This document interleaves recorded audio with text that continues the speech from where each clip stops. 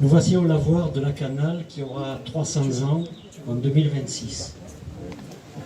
Le nom de ce lavoir et le nom de la rue vient du provençal Acanala, qui signifie canaliser, et l'acanao, le provençal, c'est le canal, c'est l'abreuvoir, c'est la rigole, c'est l'endroit où passe l'eau.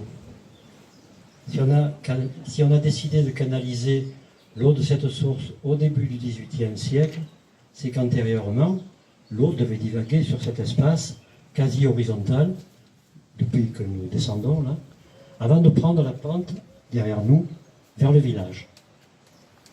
Des siècles durant, l'eau a construit des tables de tuf très présents ici et jusque sous les fondations du village. Puis on a aménagé le lavoir en 1726, la toiture ne venant que vers le milieu du XIXe siècle. Donc les femmes y faisaient la lessive, le deuxième usage de l'eau après les jardins. Les draps étaient lavés à la cendre de bois. Le coulage de la bugade se faisait là, dans ce petit local désaffecté aujourd'hui, qui est là dans le renfoncement, et qui est promis à une restauration. Pour l'instant, il n'est pas visitable. Ce local était envahi par la fumée et la vapeur d'eau. Quand on y faisait la lessive, la bugade donc, en langue d'oïl on dit la buée, on l'appelait ce petit local le tubaneo. Parce qu'en provençal, un tubaneo, ça vient du verbe tuba qui veut dire fumer, c'était donc un lieu enfumé et chargé de vapeur d'eau. Et un beau jour, au milieu du XXe siècle, la machine à laver a vaincu les bugadières et le lavoir. C'était le début de l'oubli. Notre association, au fil de l'ordre, souhaite voir réhabiliter ce local et le lavoir de la bugade, donc, qui font partie de la mémoire collective du village. Nous ne referons pas les bugades du temps passé, mais nous aimerions redonner vie au lavoir en y organisant de petits moments de rencontres conviviales, un peu comme aujourd'hui, car nous vous réservons, et maintenant donc, terminé, nous vous réservons une petite surprise. Vous allez pouvoir avancer vers le lavoir et découvrir donc ce que nous avons prévu pour aujourd'hui, ici, sur ce lieu.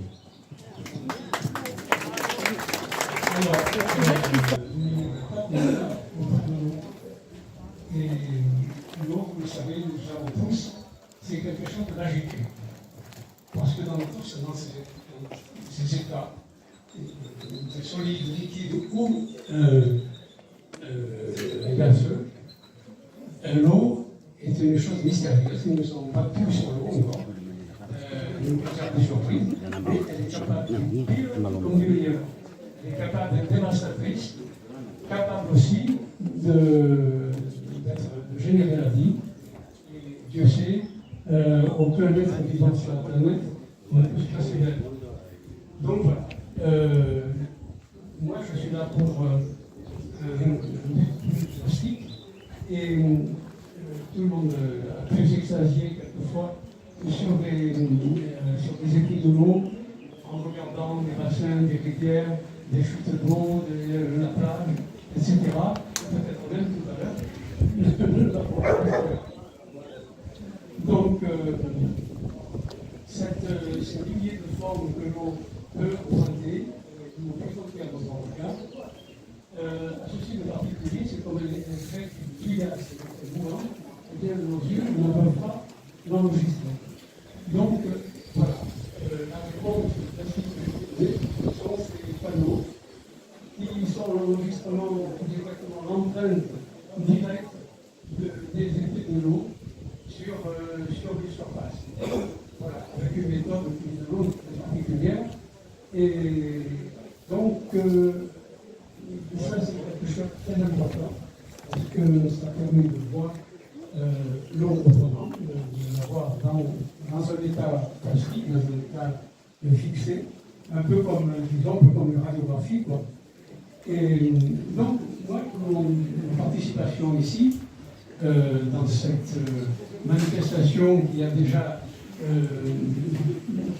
offert beaucoup de détails sur le côté pratique de l'eau et sur l'histoire aussi, me voilà moi essentiellement plasticien, puisque je suis peintre. Et donc, ce qui m'importe, c'est que le regard que vous allez porter là-dessus vous aide avoir une meilleure, disons, une meilleure imagerie de l'eau pour arriver à mieux l'appréhender, mieux la respecter, mieux la protéger aussi et mieux l'aimer. Voilà. Merci de votre présence. Et je passe la parole. Ah, attendez, j'ai quelque chose à dire aussi, c'est au sujet des que là-bas au fond, vous avez des photographies. Ce sont des photographies de François Renaud. C'est un très grand photographe. Il a fait ces photos-là. Il a travaillé beaucoup pour obtenir toute cette collection où il s'est approché de beaucoup d'effets de l'eau, parce qu'il a aussi c'est le travail sur l'eau. Mais il y a aussi le fait que ces photos ne sont pas des photos numériques, ce sont des photos argentiques. Et c'est là le mérite. Et ce sont de très très belles photos. On le remercie. Voilà.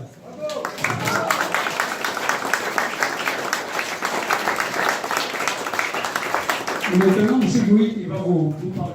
Non, c'est juste pour te présenter, parce que Henri Baviera, c'est un peintre professionnel de renommée mondiale. Voilà. Il fallait au moins le dire. Merci beaucoup, Henri, d'avoir exposé ces œuvres. Et merci à vous. Oui.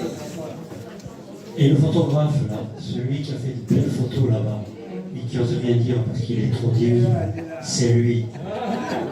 Le photographe, c'est lui.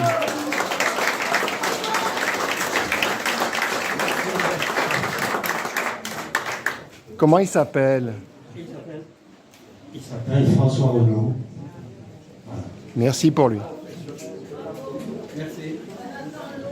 Alors, on attend l'eau. Merci à vous, ça peut nous mettre. Alors, sinon, on vous propose de déambuler le long de ces œuvres et nous allons nous diriger doucement vers la place Acaricio qui est en bas Louis, de la canal, en passant devant l'ancienne usine Espera, usine de tomates et de poterie. Voilà, qui est le berceau historique de notre ami Louis. Louis, j'aimerais me rafraîchir les pieds. Hein. Si tu m'avais aidé pour la programmation. Ah, elle arrive. Elle arrive. Applaudissons-le. La voilà! Donc, elle va nous accompagner jusqu'au bout de notre déambulation à travers la ville.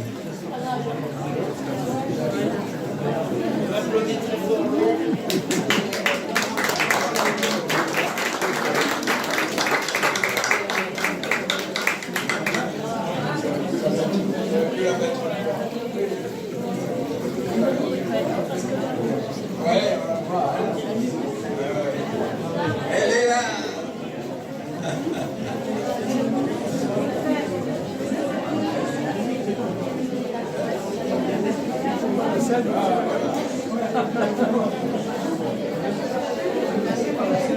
C'est pas la scène, c'est la canal. C'est la canal. Ouais. Parce qu'on l'avait vu.